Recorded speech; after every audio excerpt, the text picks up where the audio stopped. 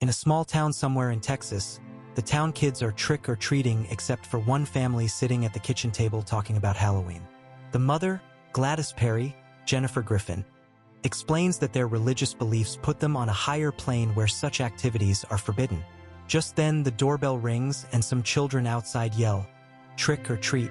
Gladys answers the door and explains they don't participate in the holiday because they are Jehovah's Witness. Meanwhile, prison guard Larry Billings returns to the facility to retrieve some paperwork, unaware that two inmates, Butch and Terry, are plotting their escape.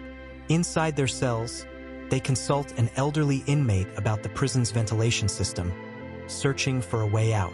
When they finally break through the vents and the escape becomes imminent, Butch tells Terry that they will part ways once they cross the state line, because he doesn't like him. Terry agrees, their mutual disdain solidifying their plan. At the prison gate, they manage to slip past security in Larry's car, with Larry himself at the wheel. Once they reach town, they take control of the vehicle and begin searching for a new getaway car. Their plans are briefly interrupted when Terry, distracted by the smell of breakfast, barges into a house, gun in hand. Inside, he terrorizes Gladys, the woman cooking, grabbing her by the neck for an unwelcome kiss. When young Phillip wanders into the kitchen, Terry snaps, slapping the boy, a move that enrages Butch and sparks a tense confrontation between the two fugitives. Trying to defuse the moment, Butch asks Phillip to pick up the gun, calling it a pistola, and pretend to hold him up in a mock game.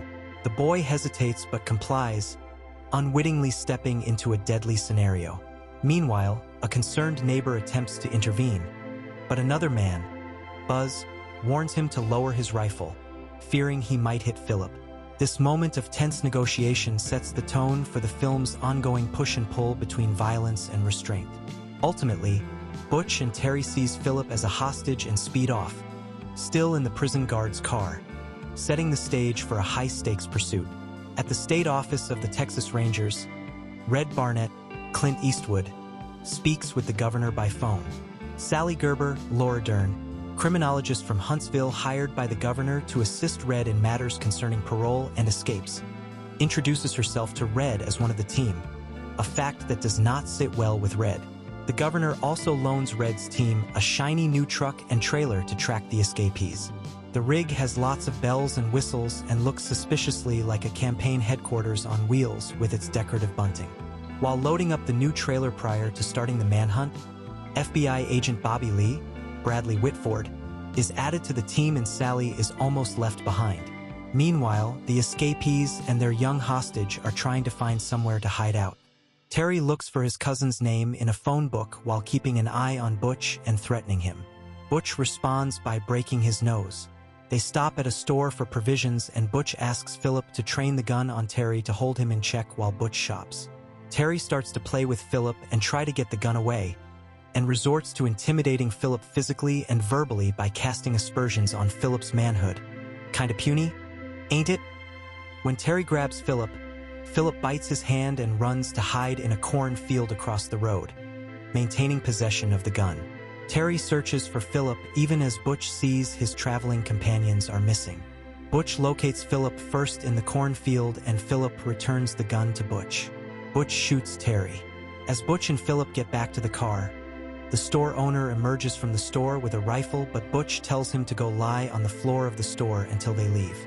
As the truck and trailer head down the road, Red's manhunt team learns about the sighting of the escapees.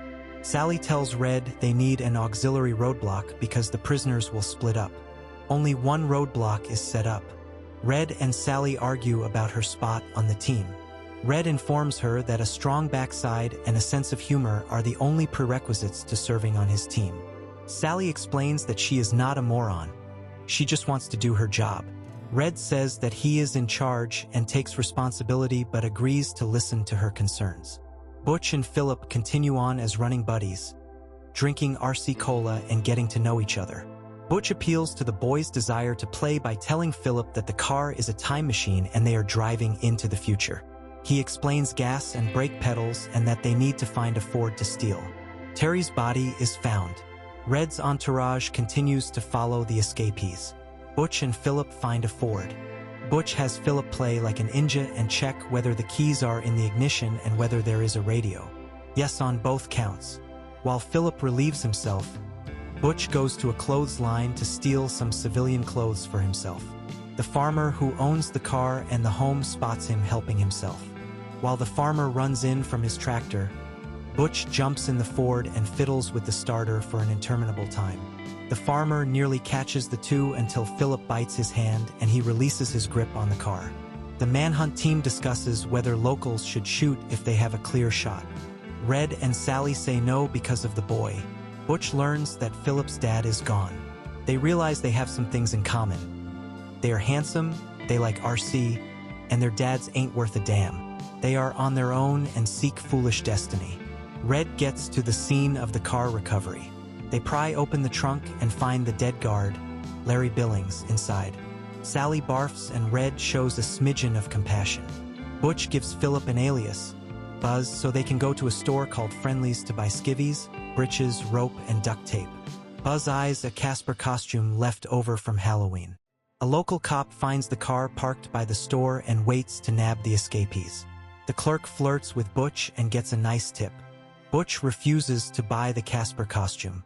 Mr. Willits, the store manager, starts to call to report presence of Haynes, but Haynes threatens him with a look. Trouble's aplenty outside, but Butch outmaneuvers them and stops by to pick Buzz up on way out of town. "You ain't so friendly," is Butch's take on the clerk screaming at Buzz for shoplifting the Casper costume. The two are a team. Buzz and Butch hide behind a barn while the coast clears. Butch forgives Buzz by saying that although stealing is wrong, the Casper costume theft is an exception to the rule. Buzz is embarrassed by his puny pecker, in the words of Terry. Butch looks at it and declares it good-sized for a boy his age. Buzz is heartened by Butch's assessment. Red and Sally believe that Haynes, Butch, and the boy are headed for the Panhandle. Sally outlines Butch's sad life before incarceration.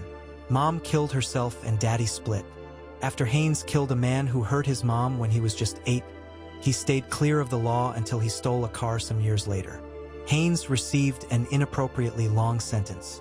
Sally declares that where they are going is not important, but why they are going there is very important. Butch trains his navigator in the ways of map reading. They pass a trailer and wave just for fun. Turns out it is the team of trained criminologists. The trailer does a U-turn when they spot the Casper costume. A chase ensues. The trailer and truck get separated in the process. The governor's trailer crashes, much the worse for wear.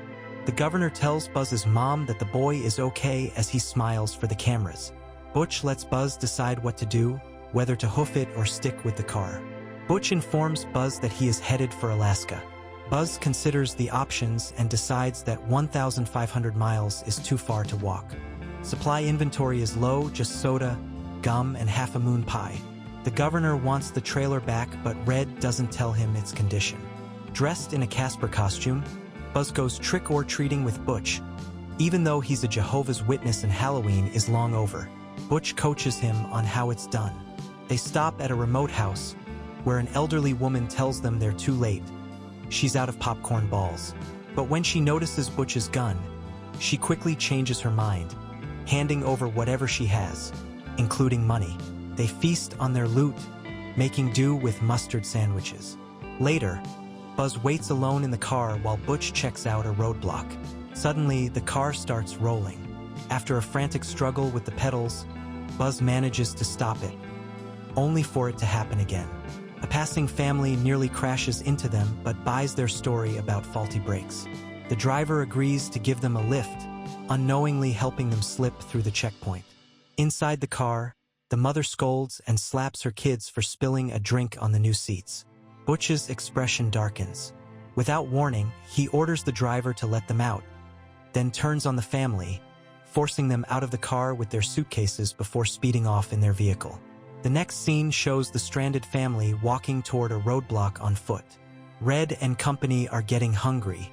They find steaks and tater tots in the trailer and Red starts cooking them up.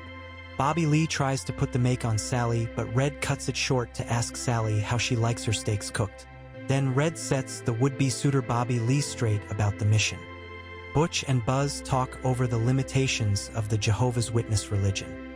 Butch introduces Buzz to the fun side of American life by allowing him to ride on the car roof. Later, they stop for dinner and Butch hopes for a side order of nookie from the waitress. Buzz watches out of curiosity. When Buzz is discovered, the couple's mood is dampened. Butch and Buzz get back on the road not fully replenished. They discuss women and love. Butch and Buzz hide in a cornfield to lay low, plan their journey, and catch some sleep. Buzz tells Butch he wants to return home and Butch promises to return him soon. Butch reassures him of his concern for the boy by asking him to make a list of all the stuff he wants to do, such as eat cotton candy, and says he will try to make certain he gets a chance to do some of it. Sally asks Red whether he was a sheriff when Haynes got his long sentence for stealing the car. Red said Butch's dad was a crook, bad news, and Red thought it would be better for Butch to send him away from the household to an institutional setting. Regret was in his eyes. A sharecropper, Mac, Wayne DeHart, finds Butch and Buzz in the corn and offers them a place to sleep, and Butch agrees. Mac hits his grandson, Cleve, Kevin Jamal Woods, upside the head, and Butch does not approve. The two families eat breakfast together the next day and get to know each other. Butch shows Cleve a gymnastic trick like skinning the cat and they practice a little. Butch plays some old 45s and invites Mac's wife, Lottie, Mary Alice, and the boys to dance. Butch talks about growing up in a whorehouse watching his mama dance. Mac hears about the manhunt on the radio and the mood changes quickly. Butch threatens him to secure his silence. The farmer's family gets tied up with their mouths taped shut, and Butch is ready to kill Mac for hitting his grandson. Trust is the topic of conversation, and it is clear that Buzz does not trust Butch as much as he did because of Butch's hairpin temper. Buzz shoots Butch in the gut, crying the entire time. Then he throws the gun in the well, throws the car keys on the ground, and runs away. Butch, bleeding profusely, shows mercy and leaves his pocket knife on the table so Mac and his family can use it to free themselves after he leaves. Phillip crawls under a fence and runs through a field, leaving a bit of his torn costume on the fence. Butch follows him, telling him he's a hero, and agrees to let him drive if he will continue on as his running buddy. It is clear, however, that they have reached the end of the line. Phillip climbs a tree. Butch is slowly dying from his wound, but he continues to follow the boy. Butch asks Phillip to go with him to Alaska, and he reads the message from his dad on the back of the postcard out loud to Phillip. Phillip apologizes for shooting him. Butch says he was glad it was Phillip who shot him and not some stranger. Butch and Phillip are surrounded by cops. Shotguns abound, and Bobby Lee, the FBI agent, gets out a high-powered rifle with a telescopic sight and prepares to shoot Butch. Red talks to Butch via a megaphone. Negotiations begin and end with a threat to kill the boy even though the pistola is in the well. Gladys, Phillip's mom, arrives on a helicopter and she pleads for Phillip's life. Phillip trick-or-treats the group of cops and Butch negotiates for Phillip's future fun, not his own life. When Phillip tries to say that his mom lets him do a lot of great stuff, Butch is skeptical. "Don't kid a kidder, Phillip." Butch makes her promise to allow him to go to fairs and trick-or-treat, and Phillip vouches for her veracity as a real good mama. Butch asks him to walk toward the cops and yell, "Trick-or-treat." The running buddies shake hands goodbye. Phillip, still dressed as Casper the Friendly Ghost, starts to go to his mom but returns to Butch, who is dying. Phillip is worried they will shoot Butch. They hug and begin to walk toward the cops very slowly, hand in hand. Red walks out to talk to them but tells Bobby Lee to keep him locked down, clean as a whistle. Red drops his gun on the ground and tells Butch to drop his gun. Butch says Pistola is gone, thanks to his partner. Butch tries to hand the postcard to Phillip, but Bobby Lee, looking through his scope, thinks Butch is reaching for a weapon and shoots him, a mortal wound. Buzz weeps over him. They run and grab the boy as Red looks on and winces. Red punches Bobby Lee for improper discharge of his weapon. Sally gives Bobby Lee a knee to the groin for good measure. The last scene is Butch in the field again as in the first scene. Only now it is clear that Butch is a ghost too. Thanks for watching Epic Movie Recaps. If you enjoyed, don't forget to like, subscribe, and hit the bell for more quick and exciting movie summaries. See you in the next recap.